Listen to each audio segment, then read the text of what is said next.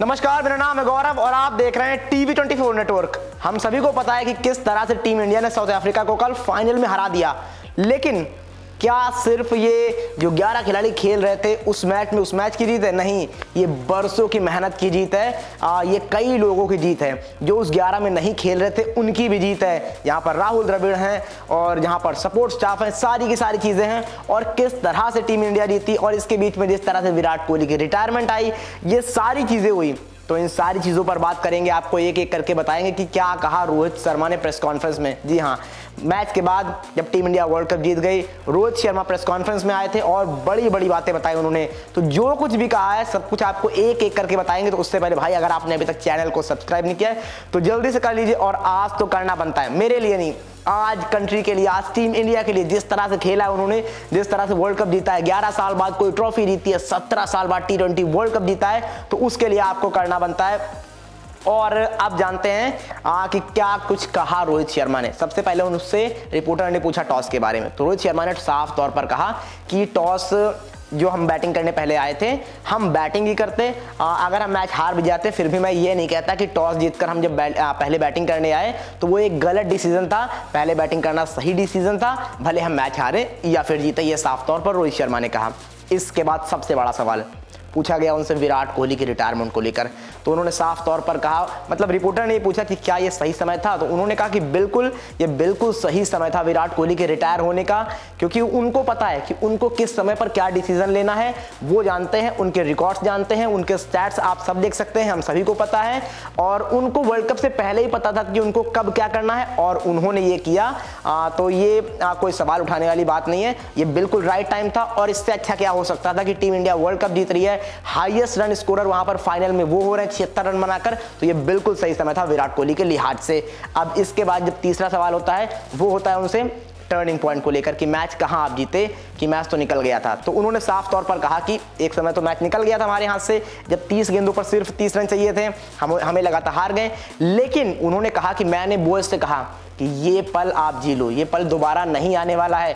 और उसके बाद जो ऊर्जा, जिस तरह का पैशन नजर आया भारतीय खिलाड़ियों में, और खास तौर पर हार्दिक पांड्या ने जब विकेट लिया हेनरिक क्लासन का, उसने तो पूरा का पूरा मैच ही खोल दिया वहां पर। और उसके बाद जिस तरह से हमने कमबैक किया, वो दुनिया ने देखा कि हमने क्या कुछ किया। और इसके बाद उनसे पूछा गया जसप्रीत बुमराह को लेकर, तो उन्होंने साफ तौर पर कहा कि मैंने हमेशा कहा है कि जसप्रीत बुमराह एक वर्ल्ड क्लास बॉलर हैं और उनके जैसा कोई नहीं है। जब भी हमें विकेट चाहिए होती है, क्रंच सिचुएशन होती है, बुमराह को हम सभी याद करते हैं और ये आशा लगाते हैं कि बुमराह आएंगे और विकेट लाएंगे, और वो हमेशा ही ऐसा करते हैं। उन्होंने कहा अगर एक वर्ड में कहूं तो बुमराह इज मास्टर क्लास, उनको साफ तौर पर मास्टर क्लास बताया।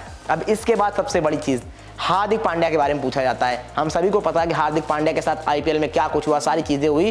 तो उनके बारे में जब पूछा गया तो रोहित शर्मा ने साफ तौर पर कहा कि हार्दिक पांड्या हमारे लिए बहुत क्रूशियल प्लेयर हैं, जिस तरह से आके वो क्रंच स्टेजेस में हमारे लिए अच्छा करते हैं। और यहाँ पर भी अगर हम देखें इस मैच में, तो जिस तरह से पहले क्लेसन का विकेट उन्होंने लिया, वहां से हमने वापसी की, और फिर जब आखिरी ओवर डालने आए तो वहां पर किस तरह से हमें जीत दिलाई, वहां पर हमारे लिए शानदार प्रदर्शन किया और वहां पर तो मैच ही निकाल दिया डेविड मिलर का विकेट लेकर। तो ये सारी की सारी चीजें रोहित शर्मा ने कही। अब उसके बाद एक और चीज उनसे पूछी जाती है, वो खुद कहते हैं, मतलब इसको पूछी नहीं जाती है, राहुल द्रविड़ को लेकर। वो कहते हैं कि जितनी ये ट्रॉफी हमारी है उससे ज्यादा हक राहुल द्रविड़ का है, क्योंकि जिस तरह से उन्होंने 20-25 साल टीम इंडिया को सर्व किया है और पिछले 3 साल जिस तरह से मेहनत करी है हमारे साथ, जिस तरह से पसीना बहाया है और लड़कों की वेवलेंथ को समझा है, उनके हिसाब से काम किया है, तो उन्होंने बहुत मेहनत की है। सबसे ज्यादा हकदार वही है इस ट्रॉफी के, और इससे अच्छा पल हो नहीं सकता उनकी विदाई के लिए, ये साफ तौर पर कहते हैं। अब इसके बाद क्या आता है, इसके बाद फिर रोहित शर्मा वही अपना मजाकिया अंदाज लाते हैं, जिस तरह वो प्रेस कॉन्फ्रेंस में आते हैं।